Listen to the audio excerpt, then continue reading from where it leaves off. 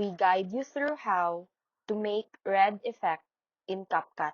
So the first thing you need to do is to open your Capcut and import your video clip into the timeline. Then tap on the clip and go to the adjust where you increase the saturation and slightly boost the contrast to make the colors pop.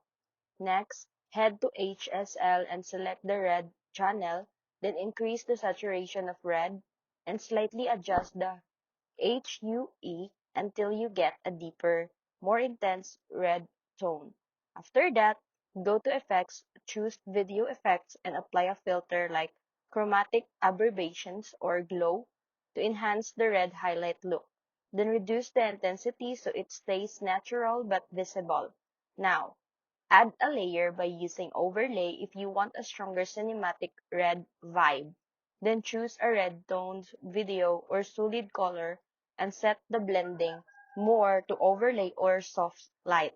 Fine-tune the brightness and exposure so the subject is still clear while the red effect stands out.